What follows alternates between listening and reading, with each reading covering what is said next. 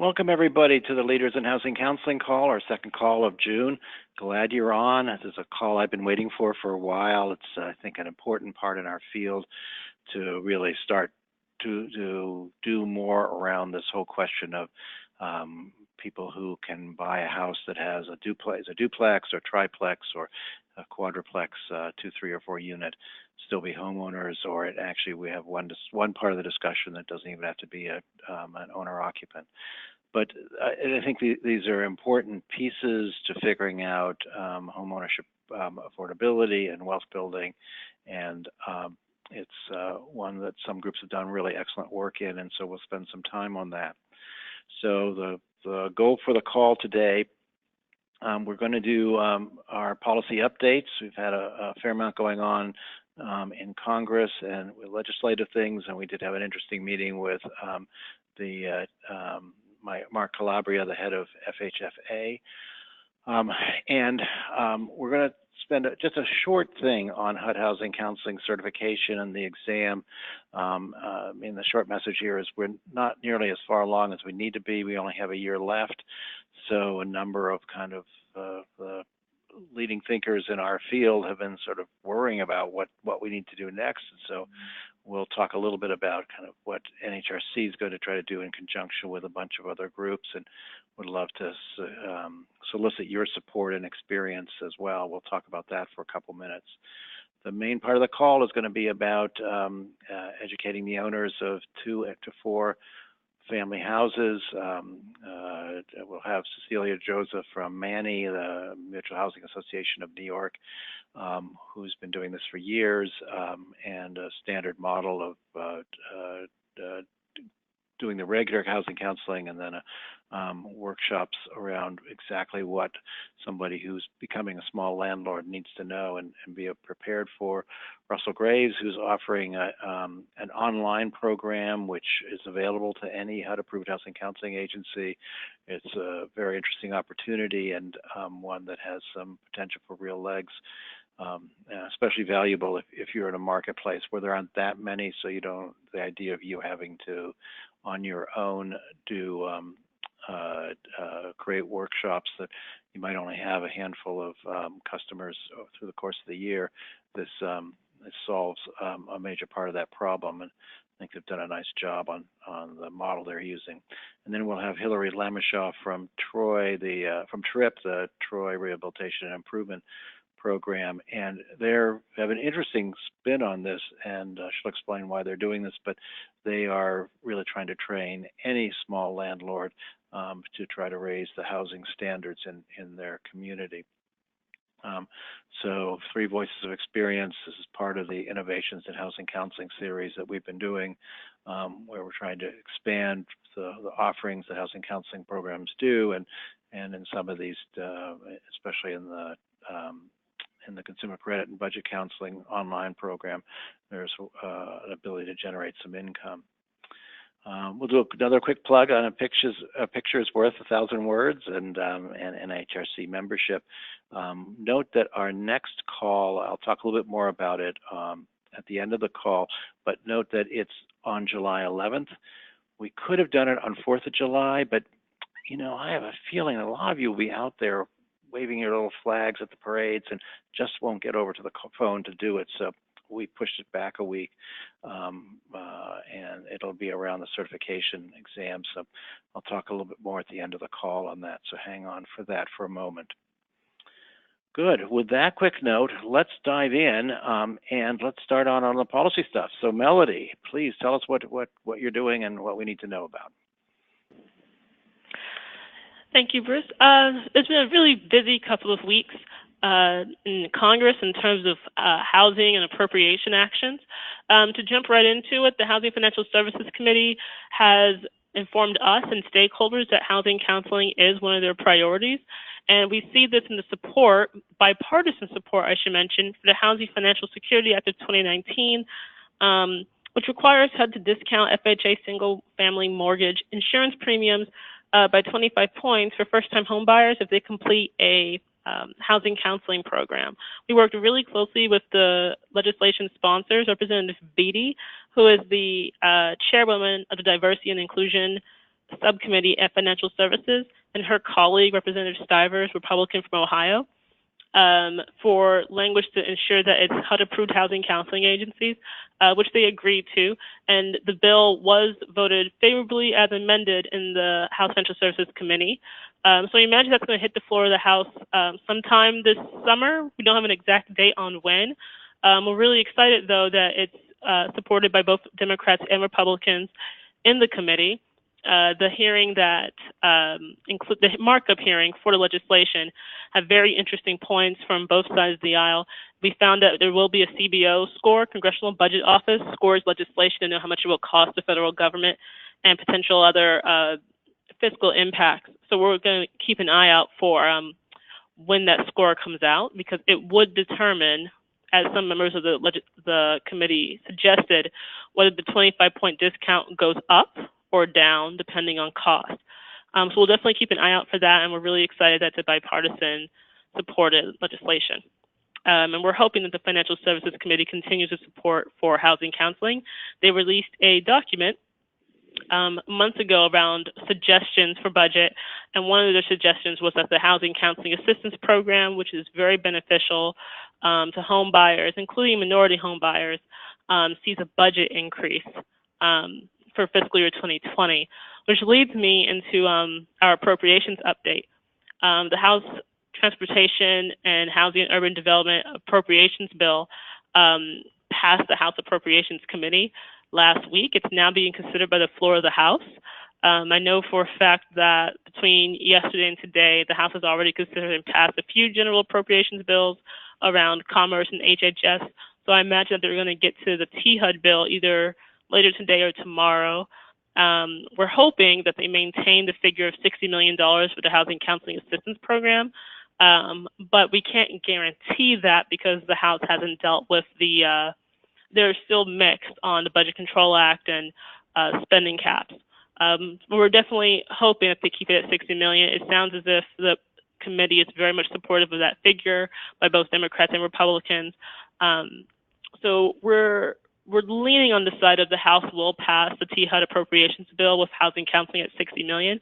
So we're going to be focusing our effort on the Senate.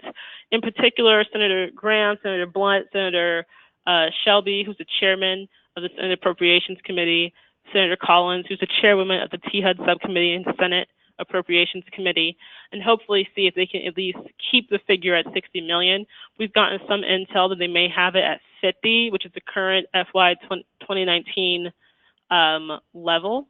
And we're trying to make the case about how this is truly detrimental to the field, that they consistently are working with fewer and fewer resources every year.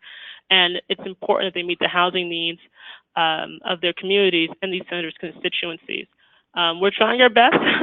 Definitely keep an eye out for any emails I send out to listservs around any help with advocacy and making the case with group conference calls or in-district meetings. But with the House, at least, we're leaning towards confident that it's going to pass the House at $60 million.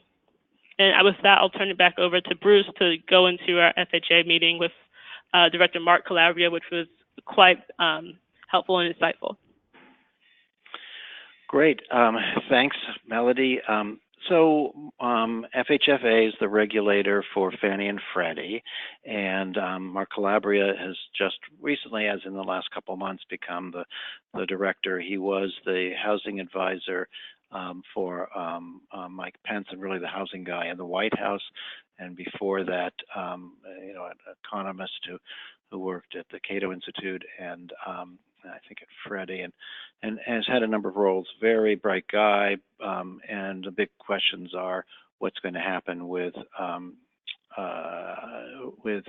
Fannie and Freddie that are in conservatorship, and with the social goals that they've got, the Affordable Housing Fund and the Capital Magnet Fund and the Trust Fund, things like that. And so the good news about the meeting, there were a series of meetings. Melody and I were in the one around the community development groups, NeighborWorks and Enterprise and LISC and groups like that.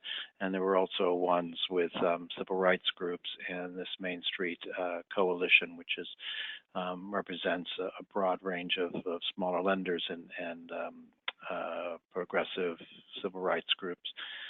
And the good news that came out of, I think, several of the meetings, and especially in ours, was that he was very clear that they want to get Fannie and Freddie out of conservatorship and have them be standalone, but they will still remain committed to the affordable housing goals and to the Capital Magnet Fund and the other funds.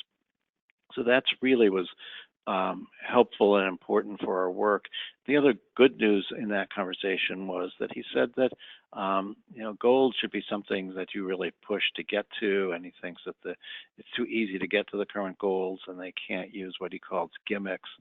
And I think this gets a bit in the weeds, but this is what matters in these conversations.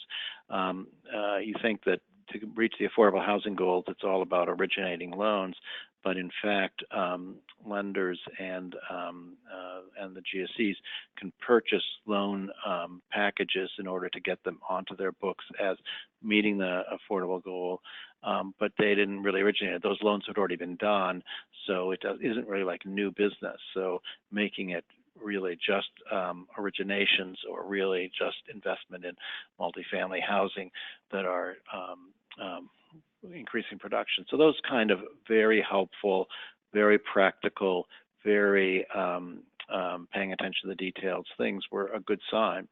There were many, many topics, and I won't go through them, but the one that's relevant to our call was we did raise about housing counseling, and with the idea that that Fannie and Freddie don't perform well in communities of color. That really FHA is where that business is happening, and among portfolio lenders, and the percentages that are African American and Latino particularly are really low. They actually do much better in Asian communities and some Asian communities, but in the African American and Latino communities, they really don't perform well at all. And so the first point was that this is an area of tremendous strength for the housing counseling groups. And I just should circulate this. I took actually Unidas US first did this, and I updated it, just the 9902s about our role in communities of color. And during the crisis,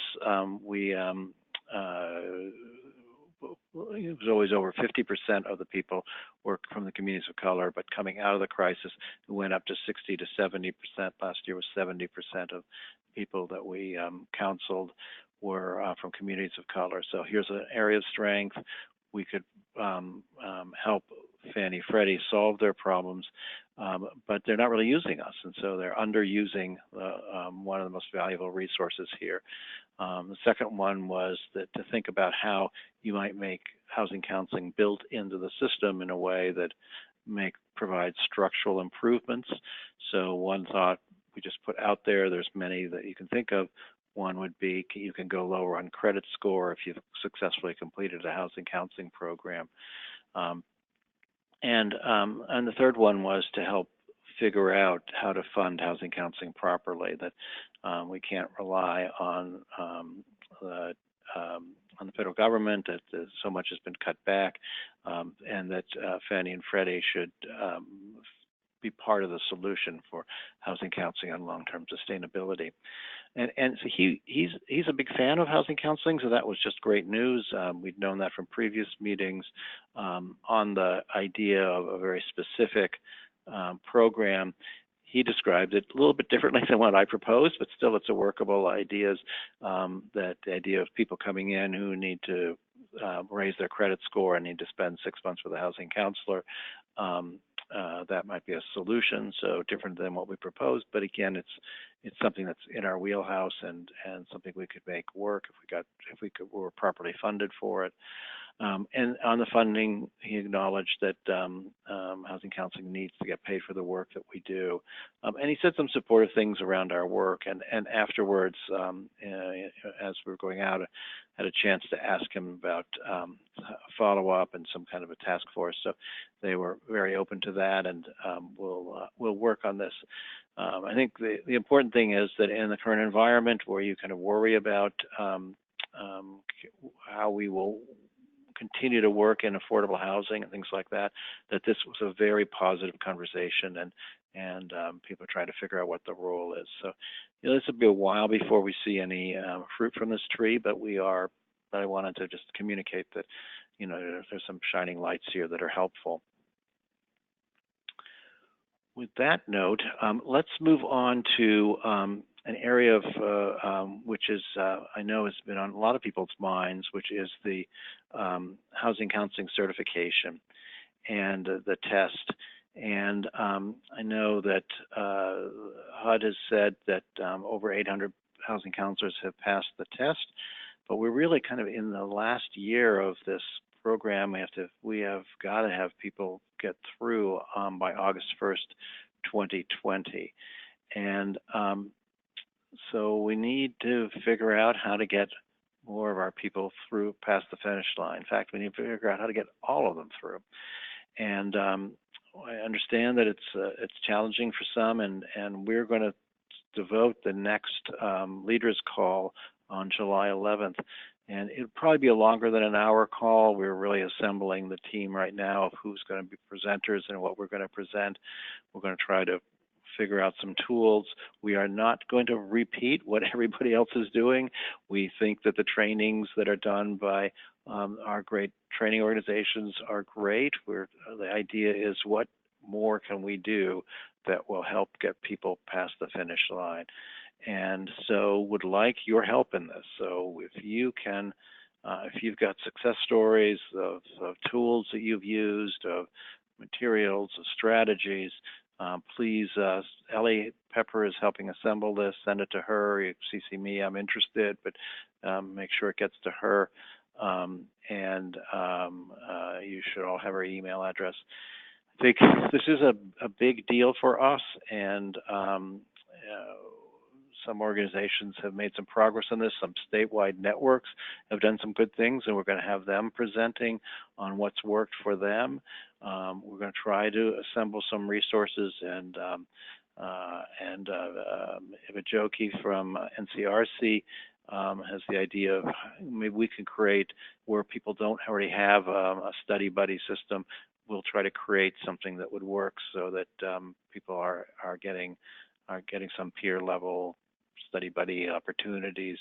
We'll have Housing Action Illinois people on around things that they're doing, and we'll have the Maryland network as well, and we'll have others. And so give us your ideas, what you're doing, and what your experience has been, what you think works, and tell us what doesn't work.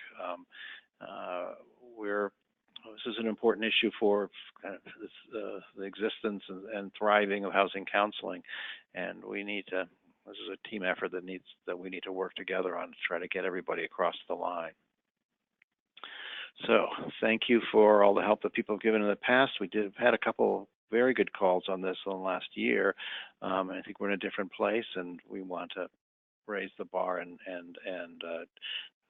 figure out some new tools. So looking to your help on that. So let's move on to the main topic at hand, and I'm going to hand it over to Ellie to lead it away. Ellie? Thanks, Bruce. Hi, everyone. So you may have seen, even on our own listserv, that there's been a decent amount of chatter in the news about the lack of affordable housing. And it's even become a topic for the 2020 presidential race. And that's one of the first times that housing has ever really been a big part of candidates' platforms. So within all of that, there's some buzz about allowing for an increase in multifamily units, that we've overdone zoning to exclude multifamily units. So, of course, there's some pros and cons for becoming a landlord, but it can be an affordable way for a low to moderate income family to afford home ownership. So the problem is that a homeowner can find themselves in a hole if they aren't properly prepared. So that's what this session today is about. That's where housing counseling agencies can really provide some education and some support, particularly to first-time home buyers who are interested in becoming owners of 2 to 4 family units. So today we're going to hear from 3 different groups that are offering education for owners of 2 to 4 family units.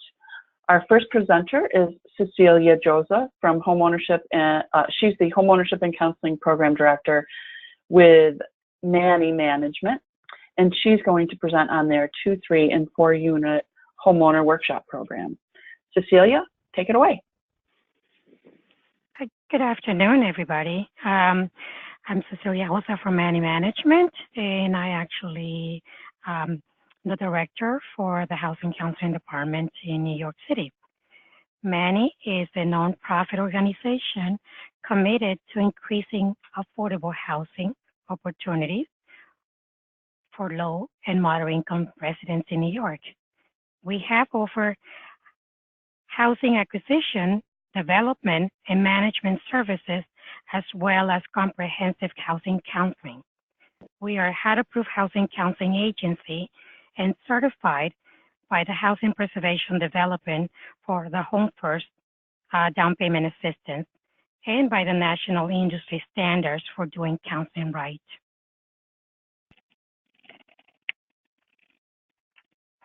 Next slide. So Manny provides a very comprehensive counseling program for low and moderate income families. We prepare individuals for homeownership and obtaining affordable mortgages, 30-year mortgages, low interest rate. We have trainings in budgeting credit and why good credit is important and why it's used, how to reduce expenses, and having good savings habits. We also have a maintenance workshop that Manny offers to provide. It's actually an introductory to maintenance training for homeowners for 2 and 3 and 4 family houses. We also provide the information about what you need about plumbing, roofing, prioritizing repairs, and hiring and working with contractors and doing some basic repairs in the home. We also provide foreclosure prevention and default workshops to prevent households with and potential defaults and staying away from predatory lending practices and scams. Manny provides education and counseling support for first-time homebuyers who are purchasing a 2, a 3, a 4 family unit. Next slide. So in our workshops, we actually talk about the responsibilities of the homeowner and also being a landlord. What they need to know about paying the mortgage, paying the taxes and insurance on time to prevent foreclosure. The landlord workshop also trains them about the other responsibilities, also about maintaining the physical needs about the property and the rental unit and also the sidewalks. It also talks about having a budget and for unexpected or short-term repairs and long-term maintenance to the building, keeping all the records from the property like expenses, receipts, and invoices all in one place for tax purposes. We talk about understanding that rental income assists with the mortgage payment and does not pay the mortgage fully, and that they also must have reserves to be able to continue to pay the mortgage while they are in the search for tenants.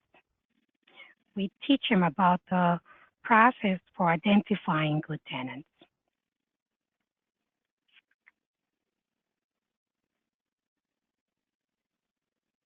Next slide. So in our workshops, we also educate them about the fair housing rules and the regulations. We teach them about the things that they should do and the things that they should not do to avoid discrimination. How to run rental ads, do applications for tenants, credit reports, and background checks. How to review references, how much rent to charge, determining the tenant's ability and willingness to pay rent, evaluating their net income and expenses to determine affordability. Also determining the tenant's willingness to abide by the rules and regulations of the lease. And also the alternative to using brokers to assist them with finding tenants, which is the pros and the cons about using a broker.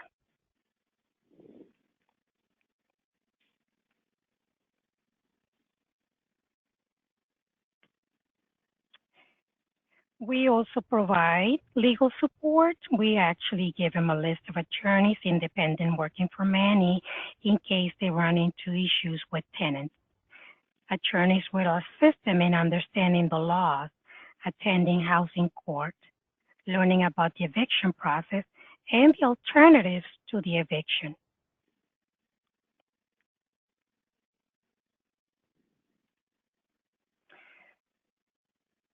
So we find that the education that we provide to first-time homebuyers or homeowners, first-time homebuyers who buy multifamily house, is that they actually these individuals invest their lifetime savings into a property, and they actually put roots into a community, and they take pride in homeownership. Home increases in value over time, allow you to build equity and future security. It creates a family stability with a fixed rate mortgage as compared to rental. We're assisting also tenants in finding affordable rentals and a better place to live in and raise their children. We're also helping them prevent foreclosure, losing their property and all the equity they had invested in the property by providing a good understanding of what the budget is, how much money they need to be able to afford the mortgage, and when they should pay their mortgage, and what are all the responsibilities that entails to avoid foreclosure. So by this education, we are avoiding properties being foreclosed, properties being abandoned and being vandalized that threatens the value of the rest of the community. We're also preventing outrageous developers from buying these abandoned houses and flipping the property and hijacking the purchase prices and creating instability in our communities. So working with HUD-approved housing counseling agencies is a plus, an entity that they have learned to trust and the go-to for assistance before they fall behind on their mortgage payments. Someone who will advocate on their behalf, receive financial assistance to reinstate the mortgage payments if they have fallen behind. We also assist them with refinancing into a better rate, get a modification, get assistance with repairs, understanding real estate tax assessment, understanding the real estate tax assessment received by the Department of Finance. And we also assist them with other community and referral resources.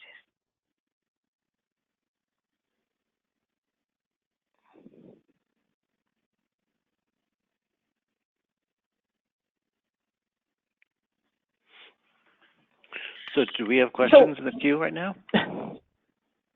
We don't. Okay. No. So we will thank you, Cecilia. Thank you. Our next presenter is Russell Graves. He's the Executive Director of Consumer Credit and Budget Counseling, and he's going to describe their online landlord education program that's available to all HUD-approved housing counseling agencies with a fee-sharing component. Russell? Yes, hello. My name is Russell Graves, and I'm the Executive Director of Consumer Credit and Budget Counseling, and we are doing business across the country as National Foundation for Debt Management. And like many agencies, during these times, we are trying to work smarter because there's a lot less money in our pockets at the end of every day. And the more we work smart, the better off we are. And one of the things that had come up is, there are these one-off courses that we were giving on landlord certification. Our agency, our New Jersey branch probably had 6 a year. Our Florida branch only had 1. And what we did is we put together a course online. It is 100% online, so you can move to the next slide if you can, please. It's a full video presentation, okay, with professional voiceover. We've got the script written there, so not only is it available for, people with sight, but also people without hearing, so that they can read the course, they can take the course, they can know all the information in there. There are quizzes after every section just to keep them up. It does have a post-test at the end, and it does require you to get about a 70% to earn the certificate. So we have found a couple people have had to go back to actually look at it. But you can get the certificate immediately online. The course takes about an hour and 40 minutes if you don't have any hiccups, but you can certainly take it section by section, and I'll go through the sections in just a moment. But the one thing I have to say, it's not designed to replace any first-time homebuyer education class, okay? Any of your counseling that you're doing. This is for the ones, only for the ones who are buying some type of owner-occupied 2 to 4 family homes that need the additional certificate. One of the banks was out there offering this, and they found that the only certificates available online were offered by mortgage insurance, MIP people. And it was something that they, them being mortgage lenders preferred to have some kind of housing counseling component. And they approached me and said, can you do this? I've had some experience. I've been doing housing counseling for the last 20 plus years, and they knew that I had done some work online, and liked the idea of having that online and offered to the public online. But it was important for me as an agency to allow everyone to use this tool. It's a tool that no one uses every day. You really don't need it every day. It's a tool that may be a one-off, once a year thing, or maybe, once a month, but never to the point that, at least in our agency, there was no need to actually have a class. We don't have classes of one. We try to avoid them. We do have classes of one, like many of you, I'm sure, but we try to avoid them.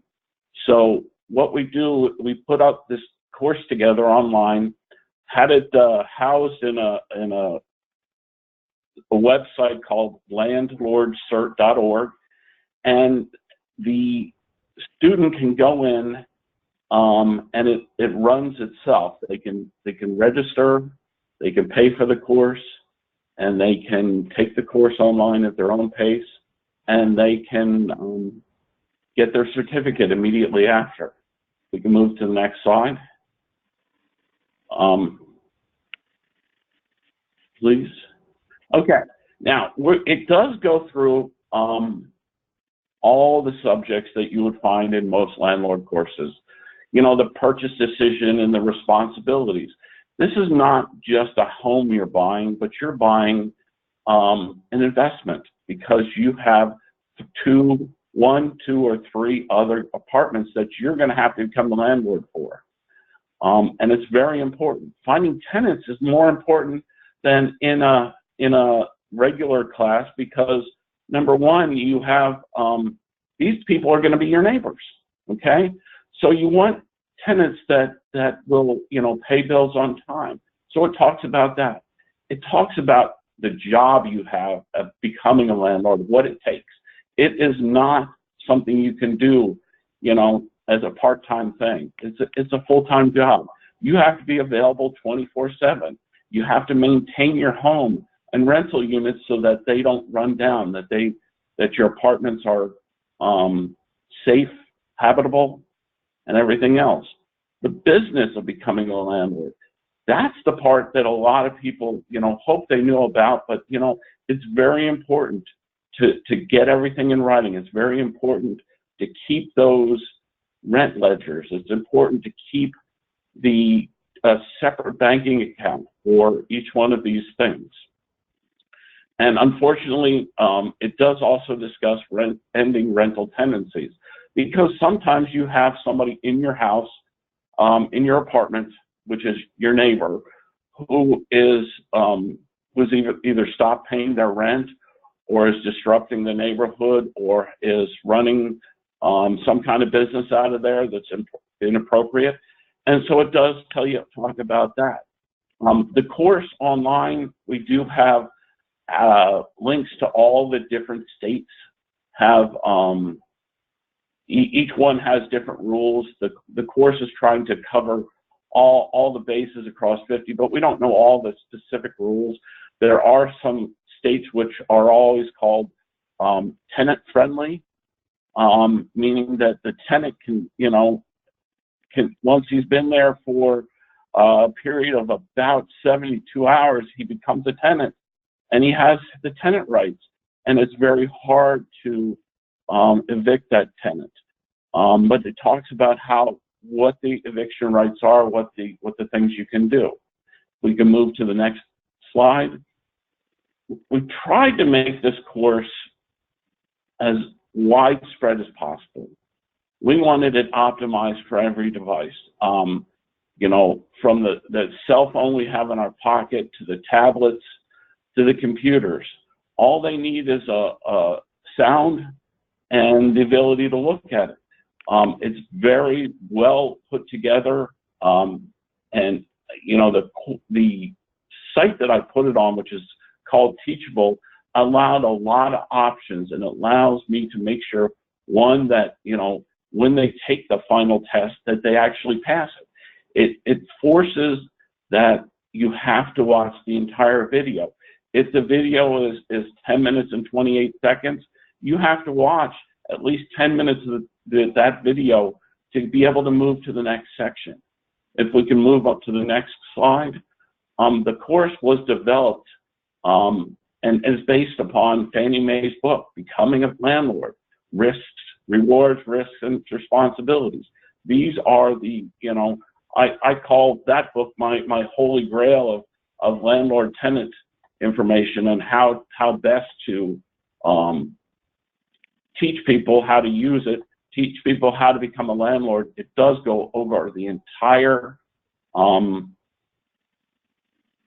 pantheon of information that a landlord would need. And we also list some things that you should maybe find out further about. And not everybody's good at everything. If they're not good at being a maintenance guy, they don't know how to fix things, they're going to have to get somebody in there to do that. If they're not, they may need the accountant at least to set up the books for the first year, because you want them set up correctly.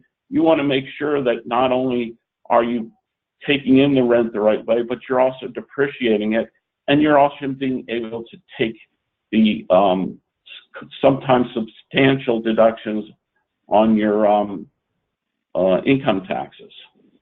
We go to the next one. Now, when I put this course online, I thought, this is gonna be the greatest thing in the world. Everybody is gonna come knocking at my door, but we all know that, that those times are gone. I thought more to the point that it would be an opportunity for agencies that don't do landlord courses every other month, that have that one-off, that have very few. People in the Northeast do have a lot of duplexes, do have a lot of these multi-unit properties, owner-occupied homes. They don't exist much across the country, but as the article that was sent out this week from the New York Times, Minneapolis is looking to take away all their single-family zoning and make it multifamily zoning, and maybe this idea has come. It not only makes home ownership more affordable for the person who's getting in, but it also increases the number of rental units in the area. So what I did was I said, you know, I did put some time and efforts into this and hired a professional voiceover actress and everything else, but I set it up as a white label offering. In other words, my Consumer Credit National Foundation for Debt Management is not plastered all over it. It's just not there. That's what it wasn't there for. It's not my thing. I want it to be there as an educational tool, and tools should be used and shared across the, you know, the various people in the industry. I wanted it only being offered by HUD-approved agencies, because I don't want, there are a couple of courses out there offered by other online places, but they're not by HUD agencies. I wanted it to be a HUD tool, one of our tools that we can use. And I thank NHRC for allowing me to talk today, because this is the kind of people I want to be able to use the tool, to be able to earn the fees go with it. Now, I put a pretty substantial fee share on there, 35%. I wanted to make sure that there is enough money in there that it's worth it to offer.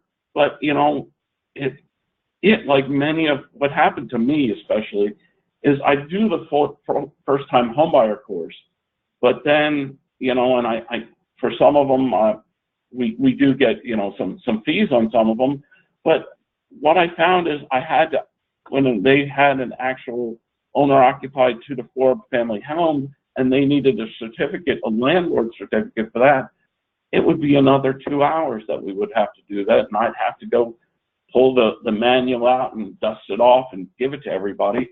But I was hoping that this would be an opportunity so people didn't have to dust it off. They could say, hey, you know what, there's one online, let me give you a link to it. You give them a link, and you would actually, it turns around, you would get your fee share back. I think that works for everybody. If we can move to the next label, next slide. Now, pricing for the course right now is $99 for full price and $69 for low income. Now, I don't enforce any low income things. I don't go and verify income levels. It's all self-reporting. I just took an average across the country and said, if you are earning less than, if you have a 3-person family and you're earning less than $49, then you should get this course for a lower number, $69.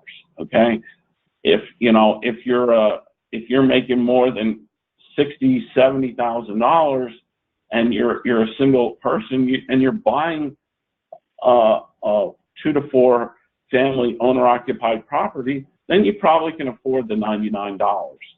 And I figured that would work for everybody. What that does is it kicks out to you, the affiliate, a $34 referral fee, or on the lower level, it kicks out about $24. So you will get paid for it. We can move to the next one. Okay. Oh, here it is, the payouts. So 99 creates a full price of a $34 payout and 65 for low income. And Bruce and I were talking about this when we got together a little while ago, and he suggested that perhaps I'm underpricing this course. If anybody has some ideas on a better price, I certainly could charge more, which would give, of course, the affiliate split more. But you know, I was just trying to get it out there and running. This has been up and running for the last 4 months. It's picked up. You know, the first month we had 1 person. The second month we had 10 people. Then we had 20 people. So it is certainly picking up. We're certainly getting some people coming in the course, but I don't know if it's priced right. And so one of the things that I would like some feedback on offline after the course is if you think the pricing is right. If I raise the pricing, what I could probably do is increase the payout on a percentage basis as well, because I'm not looking to win the lottery with this thing. I'm just trying to give a tool that everybody can use and support this type of tool and the availability of this tool going forward. We can move to the next slide. Now, to participate in this course, basically you just sign on to www.landlordcert.org, and when you register, what I'd like you to do is put in the a code, the coupon code, and just say affiliate. What that will do, it will alert my people. I've got Pat Cox, and his name is at the end of this. Pat Cox will be looking at that and setting up everybody as an affiliate who signs on to this course with the affiliate. Now that does two things. One, it alerts us that you're an agency and you're looking at this course, and but the second thing it does is allows you to view the course. It allows you to go through this course and see what's there, to see if it's appropriate for your clientele. And when you get to this affiliate, Pat will send you an email that asks one for your what is it, your HUD certificate. The second thing it'll ask for is it will give you the information on how to get to the affiliate dashboard. The dashboard, from there you'll get a unique link. Now you can use this unique link on your website. Say for our landlord course, go to this place, and it'll actually, and anybody who clicks through that will be assigned to you for the next year with a unique identifier. It'll also, you can also put it in an email, either one, to get your clients to the course. The next slide, please. Okay, now, what you will get is your affiliate will be earning money throughout this. When you get to your site and you have the affiliate site, so you actually just put in your PayPal address, your PayPal email address, and a month after your course, at the beginning of the following month, you'll actually get all your affiliate earnings will be actually credited. No fuss, no muss. Very easy. Good news to the next one. Okay, now, I gave you Pat's name here. Pat is our Director of Education. I am the Executive Director, and I apologize for my voice. It's a little gravelly. I promise that on the course online, there won't be a gravelly little voice here. I've got a little cold happening here, but it is a professional voice actress. She gets lots of business, and if you have any questions, you can contact myself or Pat. We're both here to help. I am out of town for the rest of the week, helping seniors in the state of Florida with reverse mortgages who are at the risk of default. It's one of the last hardest hit programs out there in the country, unfortunately. But that's what I'm doing down here. And I wish you all well, and I thank you for your time and watching this presentation. Thanks, Russell. We are going to go ahead and move right on to Hillary Lamashaw, who is the Director of Community Development at Troy Rehabilitation and Improvement Program, more commonly known as TRIP, in Troy, New York, and she's going to tell us about a training that they provide for small landlords, including absentee landlords, to improve the small building rental market in their communities. Hillary, take it away. Hi, thanks so much. Thank you, Ellie, and thank you to NHRC for the invitation and for sharing this kind of information across the country. It's really pretty key. So TRIP is a 50-year-old organization created in the late 60s around home ownership. The joke is that they liked the acronym TRIP so much in the 60s that they then had to fit a name into it. So we're the Troy Rehabilitation and Improvement Program. We have a robust home ownership promotion and preservation program and business line, a home ownership center. That's what we started 50 years ago. We're still do a lot of that work. We did get into the rental market in the 70s. Troy is about 130 miles north of New York City along the Hudson River. So we're one of those old industrial cities that saw a great influx of migration of folks in the 50s and 60s. We lost about a third of our population, I think, with, sort of white flight and folks fleeing to the suburbs, which were being created when the transportation system was also being developed. So we still have a robust property and asset management business line. We're in do some real estate development within the inner city, and to fulfill our mission of creating viable neighborhoods and places of choice for people, we have a community building and resident engagement business line, and that's where I sit. And that's where our landlord training program evolved from some almost 20 years ago. Next slide, please. So the city of Troy, just under 50,000 in population, a lot of it along 7 miles along the riverfront, some dense housing stock, multifamily kind of housing, much of it 81% built before 1970. So we're talking about really old stuff, which is a challenge for landlords, of course. We have a low owner occupancy rate because of the multifamily housing stock. And so we do have about 71% of the housing is small apartment buildings. And so landlords are a big business in the city of Troy and have a big impact on the neighborhoods and the quality of life. We have also experienced, as I said, a lot of disinvestment over the years. In fact, we were called because of you see this vacant building, which was very common some years ago, still is, unfortunately, although we're working on that, but we were given the moniker Plywood City because of all the plywood in the abandoned buildings. Next slide, please. So we took some residents to a NeighborWorks America Community Leadership Institute conference in 2001. Something that's a great experience for residents who are working in their neighborhoods and get together at national trainings to meet thousands of other people doing similar stuff. And they heard about, from the city of Syracuse, a landlord training program that they were offering there. And the way NeighborWorks works is that they wouldn't let us out of the room to travel home without having an action plan. What's the biggest problem we're facing back home in Troy, and what are we going to do about it?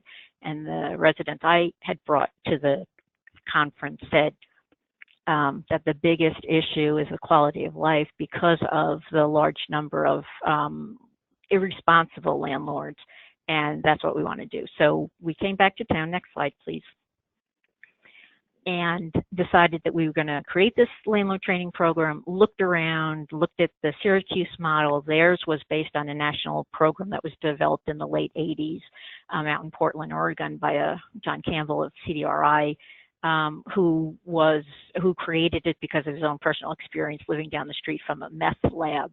And so his take on this was really around how do you ensure that you don't have illegal activities going on in your rental properties, which was also an issue for us in the city of Troy, particularly in the inner city neighborhoods where TRIP works. There's a curriculum, part of the curriculum is called CPTED, Crime Prevention Through Environmental Design, which is really pretty elementary, but, sort of fascinating to think about. How do you keep people from coming in your first floor windows? Well, you put hostile foliage in front of them. And everybody says, what's hostile foliage? Rose bushes, right? Nobody's going to climb through a thorny rose bush to try to get in your window. Next slide, please. So we really did come out of this from both a quality of life issue and also sort of an equity lens as well. Understanding that it's also a business relationship, and we wanted to ensure that landlords, particularly owner-occupants or small first-time home buyers, made sure that they were able to pay their mortgages. And so it's a business relationship. It's not a charity kind of thing. Even if you're renting to your mother, brother, aunt, or whatever, which, a lot of folks do, you have to sort of approach it from the point of making sure that the numbers work, the finances work, and that you're responsible that way. Next slide, please. So our lens was really about stabilizing the neighborhoods. The ownership of properties are both a lot of owner occupants. If you want to buy a house in the city of Troy, you end up buying a 2 or 3 family house in most of the neighborhoods. certainly the downtown neighborhoods, and so you become a landlord almost by default, whether you wanted to be one or not. And then, of course, there was a lot of outside investment in the city. Prices were really cheap compared to some of the big metro areas, New York City, Boston, San Francisco. And so we've seen a lot of folks buying as a way to, sort of have their cash cow. So we wanted to make sure that we were teaching best practices in rental management to benefit everybody. We wanted to ensure that landlords were finding as many resources as possible. So we wanted to make sure that they understood that codes, for instance, can be a friend, not a foe, and how to sort of use that relationship to their benefit, not be scared of it, and any other available resources. We also just, quite frankly, had some self-interest. So TRIP is a landlord as well. Our units we own or manage a total of 250 in the city of Troy, 50 in Albany. Our 250 in Troy are scattered site. The biggest building we manage for another not-for-profit is 22 units in an old school building. But generally in our target neighborhoods, we're talking about 40 buildings in a 12-block area of 2- and 3-unit buildings. And so we really wanted to make sure that our properties were next to landlords who also knew to have good tenants in there. We could lose our really good tenants if they're living next door to somebody who's not as responsible as we are. And so we want to make sure we educate them as well. Next slide, please. Some of the other goals that we had was really around promoting Section 8 subsidies, which I think is, key for tenants to be able to afford to rent, decent places. We also wanted to make sure, though, that landlords understand first who the tenant market is. A lot of people have this some really bad perceptions of who's getting subsidies, and we wanted to overcome that. We also want to let them know about the benefits that they're getting, a regular stream of income from the Section 8 administrator, and because Section 8 subsidies are really so rare and or difficult to get. That a lot of times tenants who have them are going to be your best tenants because they want to maintain them and not lose them. Also good for communities, of course, to have people who work at your local grocery store who can't afford rents otherwise because they're not getting paid a living wage to be able to live next door. We also, one of our other goals, though, was to encourage folks who were owner-occupants to buy nearby properties. Because even though we can't have like 100% owner occupancy rate in a city like this with multifamily properties, local ownership is so much better than having the absentee, irresponsible landlords have these properties. So we worked with a lender, consortium of lenders at one point called Take Stock in Your Block, and they were able to make sort of discounted rates to owner occupants who bought a place within eyesight of their building. Next slide, please. So the program model really was created by a coalition. The residents came back to town from the Community Leadership Institute, and we called the police department. The chief had heard about this, and he was looking at a program like this as well. They'd already been to Syracuse to see what was going on. So we pulled together lenders, landlords, neighborhood groups, and a lot of other folks from the city and county and not-for-profit agencies to create a curriculum that fit what our landlord sort of demographic was. The national program, and I think Syracuse's too, was an 8-hour program. Like, no, we're not going to do that. So we shrunk it to 5 hours. Most of our landlords are mom and pop operations who do, they do it after their full-time jobs, and so we want to respect people's time. We offer it twice annually. We're doing it 3 times a year at one point when the market was a little hotter, but we're doing it twice now. We have multiple presenters. I think we have 8 people speak over the course of the 5 hours, which is offered over 2 nights. We do provide certificates, and we charge a minimal amount for some food and materials. Open to anybody, not even limited to folks from the city of Troy. So the city of Albany, which is 7 miles from us, also does a landlord training. So folks if the timing doesn't work, that they can't make it to theirs, will come to ours, or vice versa. Hillary, I was going to jump in for a second. So we're going to run a little bit over the hour on the call, so people can hang on for a few more minutes. That'd be great. Keep going. Oh, great. Thanks. Okay, next slide. So just some examples of the flyer and the curriculum, the agenda I'll talk about. Next slide, please. So we really focus on prevention and protecting your investment, screening tenants well, Section 8, and then we talk about the eviction process, which of course we don't want you to use as a shortcut not to do the front-end screening. Next slide, please. On day 2, we have a lot of other partners in codes, community police, lead paint, which of course is a huge issue for landlords. So we have someone talks about resources for landlords, and then energy efficiency resources and energy audits and programs and all that kind of stuff, which gets a lot of attention. Next slide, please. We do focus on connecting landlords, either if they're first-time home buyers or outside investors, absentee, to know the neighbors. Those people have their eyes on your asset, and you really should be thanking them by getting the middle of the night calls to know what's going on in your property. They're also the best marketers of your vacant units, because they're going to only tell people who they want to live next door to about the availability. So these are some of the sort of things we focus on throughout the curriculum. Next slide. So some of the benefits, although we don't focus on the business model so much, you know, what's the rental rate and that kind of stuff, certainly we talk about, you know, it is a business. You do need to create the paper trails.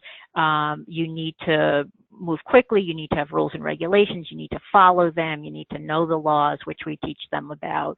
And so we do feel like it really does help provide a lot of landlords sort of a leg up as to how to be responsible, make sure that they're not going to end up in foreclosure. We do, of course, benefit tenants by trying to promote the acceptance by landlords of Section 8 subsidies. And interestingly, another organizational support is that it gets trip out of some people's perception that we just deal with, you know, poor LMI people. This benefits everybody at any income level. Next slide, please. We do evaluations. That's a sample of one. Somebody had a lot to say about the session that they attended. And so we ask what people are going to do differently, and a lot of them talk about, you know, better leases, rules and regulations, and all that kind of stuff. We do get applications for the audits and programs. They're actually collected that night, so we know that there's strong interest in that. We do check in with the Section 8 administrator who has done the pitch at during the first night to see if he's gotten, you know, calls from landlords who want to promote that. So we think it's, you know, it's a well-respected program. Next slide, please. Which also has a lot of challenges, right? So it's sort of a money loser for us, but it fits our overall community development goals of improving, you know, the city of Troy and people who live here. It's labor intensive because of the presenters and scheduling and all that kind of stuff. Some of the other issues, though, is that the landlords who really most need it and you know, are not the ones who are necessarily attending it. And that is something that we, you know, will be addressing. The other issue is just the market fluctuations. You know, attendance was really down when the market was down. Inventory is really low now, so there's not that many purchases, but we still have full classes, I would say. Next slide, please. So we are with our homeownership center staff and our rental staff and our community development staff going to take sort of an organizational look at our curriculum, our programs more strategically. We do want to make sure, for instance, we used to have the flyers up at the housing court. You know, we did have code enforcement sending out information to some landlords, you know, or encouraging them to attend our landlord training class. We want to make sure that we think about going back to those partners and seeing how they can work it into their relationships with dealing with tenants. We also are piloting a property management, sort of a job training program to help people become landlords if they want to. So it's a more intensive, it's a 120-hour, I think, program. Again, it sort of fits our goal of helping both first-time home buyers who become landlords, but also to encourage existing homeowners to buy nearby properties, to be investment owners that way and control the neighborhood and control their own investment. Next slide, I think, is That's our summary. That's my contact information if anybody has questions and wants to follow up after this. So thank you, Ellie, and I hand it back to you. So Melody, do we have questions? Hi, Ellie. We have a few. I'll start from the beginning. This is a general question. What's the total number of housing counselors in the U.S.? I can answer that question. We don't know. I mean, there's a guess that there's like six or seven or eight, maybe 1,000, but we really have no idea. So HUD doesn't know, and there's no real way to tracking. We will have a much better answer in August 1st, 2020, when that'll be the first kind of really registration done. Maybe the bottom line of your question is what percentage of people have passed the test, and the numbers back a month ago were at 800 something, so we're not anywhere near where we need to be. Thank you. Next question I think is for Cecilia. Per your experience, until what point your work as a housing counselor with landlords for them to be transferred to legal advice? Well, it really can you hear me? Well, it really depends. We have a program. We also have a program that's post-purchase. So we welcome individuals who have purchased with the program, outside the program, that know about our services. But we actually we do foreclosure prevention. So at any time when they're experiencing issues with their income, like for instance, we do market to individuals who are going through issues, and we welcome them before they're experiencing an income shock. And it could be at any time. So it could be like for instance, they're experiencing loss of income because of a rental. So what are the issues with the rental? Why is the tenant not paying? What happened to the tenant? How long has the tenant been there? And it could be immediately, because the landlord needs to know what steps they should take, and the earliest they know, the better. Great, thank you. I believe this is for you as well, Cecilia. When is the landlord required to have, I believe this is for Cecilia. If not, it's, I'll open it up to the group. When is the landlord required to have this certification, and what loans require this? The landlord is required certification when they're before they close on the loan. And what lenders? It could be Fannie Mae lenders. It could be Sonny Mae. It could be an FHA. Great, thank you. And just does every state or does every locality have a requirement of a landlord certificate for buying in 2s, 3s, and 4s? Is that common? In our experience, it is not common that the lenders were required for every loan. But a number of the lenders that we are seeing are coming out with wealth building, community lending type stuff, where they're encouraging owner-occupied 2 to 4 family properties. And what they'll do is they'll lower the down payment and do a couple other things. And as an aside, what they try to do is get the landlord certificate on top, because it takes a more sophisticated buyer to buy a multi-unit property, because they're taking on not only a new home, but they're also taking on a job. Well, I mean, that's a good point. And I think that to the extent that we can make that the norm, then it becomes more valuable to take the course, get the certificate. So we should think about that as sort of a local policy initiative, or talking with lenders. So that's a helpful way of building this business. Right, as long as they pay for it, right? Well, exactly. Sure. I mean, I think, and that was an interesting conversation that Russell and I had, and we should be candid about this. I mean, if somebody's buying a 2, 3, and 4 unit building, they're going to be generating income, and they're going to be generating substantial income. I mean, the unit's going to rent for $600, $800, $1,000, whatever the unit is, and there might be multiple units. And the idea that people couldn't figure out how to pay $200 for a certificate or that gets you in the door here seems to me like we're underpricing what we're doing. I think that it's people are going to do well by this, and this is, especially if it's a requirement, it seemed to me that we ought to be, and this doesn't even reflect what the cost is of what it costs Russell to build it or for you to provide your counseling, but we should at least try to defray costs. So that's my view of it. So, but everybody else should write Russell however you think about it. Yeah. So Bruce, a lot of people are going into the business of buying multifamily house because they're looking for the income, but they also have to understand that with trying to get income, you can also suffer a loss. So you have to be prepared for that loss. So the education part is very, very important. I mean, whether you're paying or you're not paying, I mean, it's still valuable.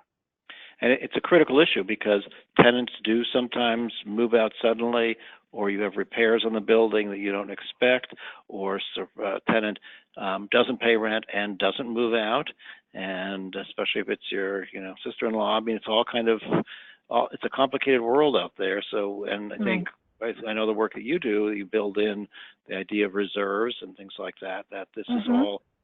It is running a business, and there's certainly a risk at doing the business.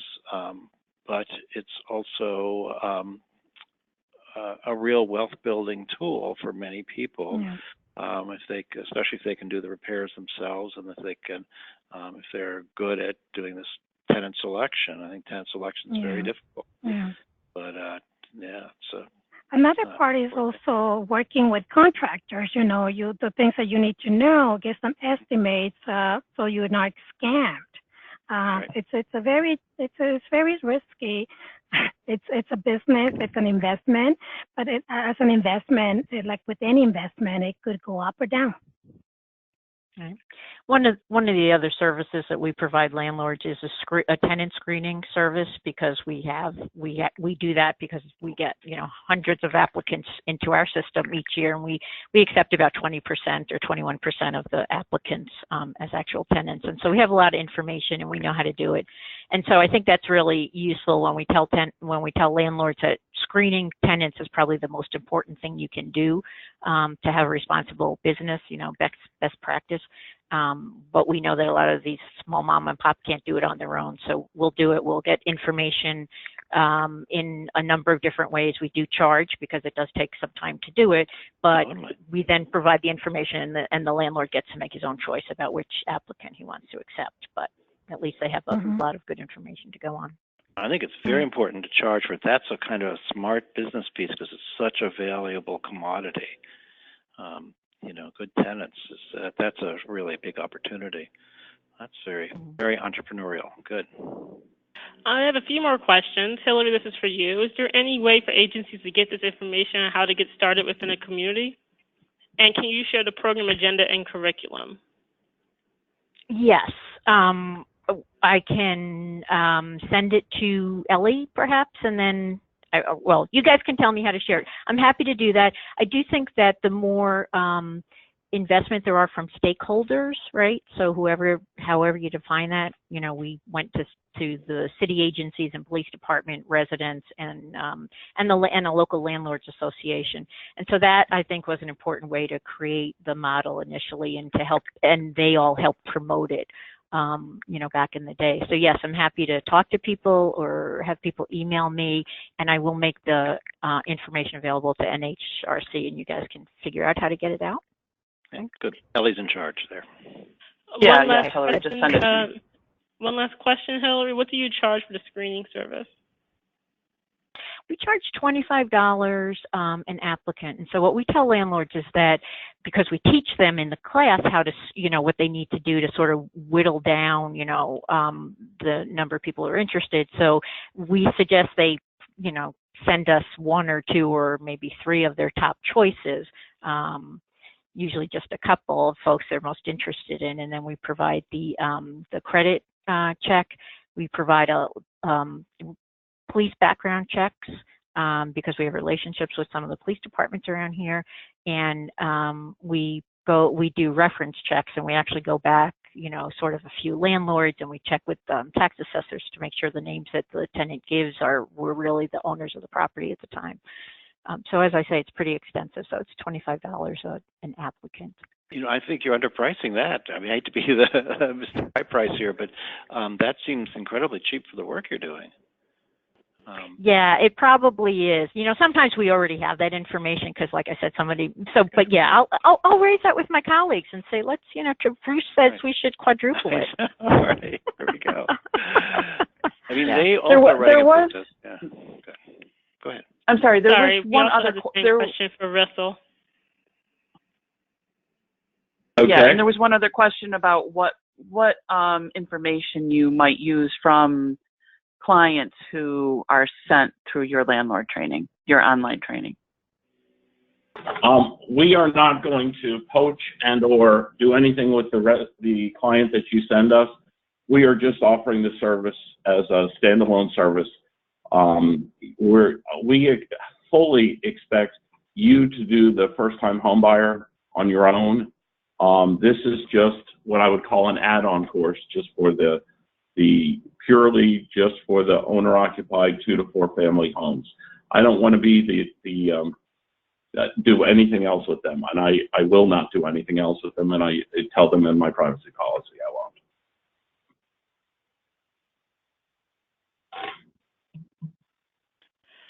The last question I had was just, what would you charge for the screening service, Russell? I don't have a screening service. So that was Hillary who had the screening service. So Yeah, Sorry, probably there was Hillary a question in the question box. It was just confusing, but yes. right. Okay. That's it for questions. We got it. Good. Well, thank you, everybody. Ellie, do you have any closing remarks here?